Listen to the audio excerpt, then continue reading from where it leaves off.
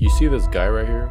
This is Loner Kavalov. He's set to take on Brandon Moreno in the main event of UFC Fight Night in Mexico. Is this good matchmaking by the UFC, or have they made it so bad that winning or rankings don't matter anymore?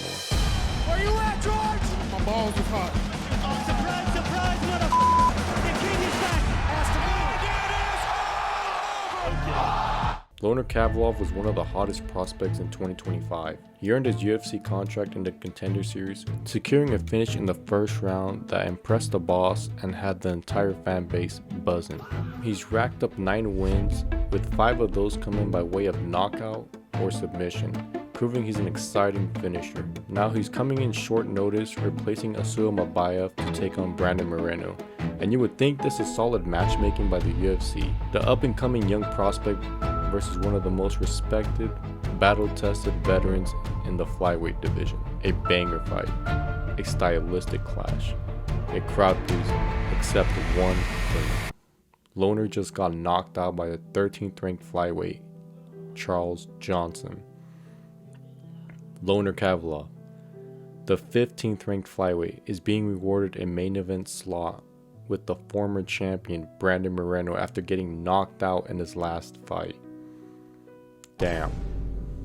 I bet the MMA community is happy about this one, man. This main event makes no fucking sense to me, bro. Oh my days, what are you saying, mate? Loner Kavanagh. Loner Kavanagh steps in. A very hot prospect at flyweight, and it makes no sense that he's getting this fight.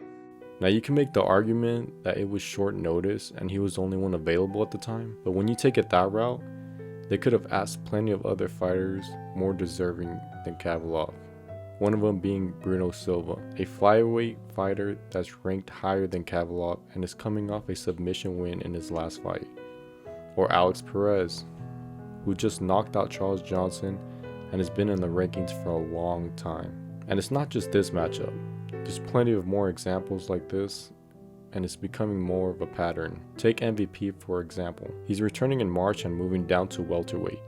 With back-to-back wins over Jared Cannonier and Sharabola at middleweight, you'd think that the UFC would pair him up with a top 15th ranked opponent, considering his age and resume in the middleweight division, right? Nah. But instead he's getting a rising prospect in Sam Patterson, who currently has a record of 14 wins, 2 losses, and is the 36th ranked fighter at welterweight. After the fight announcement, MMA Junkie interviewed MVP. Are you excited about this fight? What are your thoughts on Sam Patterson, Mike?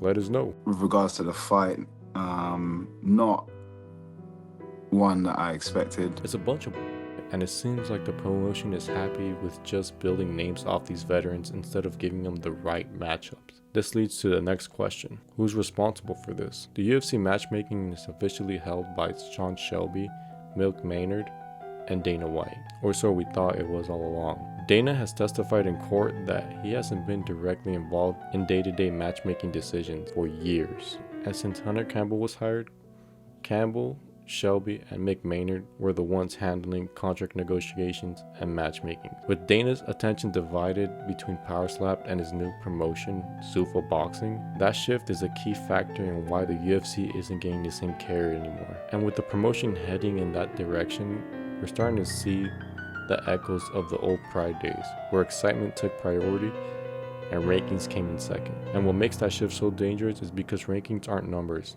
they're the roadmap of the sport. They will give fighters a clear path and fans a reason to believe that every fight truly matters. With that structure breaking down, the sport doesn't just change, it loses its foundation. So in the end, this is exactly why the UFC matchmaking feels off. When winning fights and rankings don't matter anymore, the sport risks becoming more of an entertainment show than an actual sport.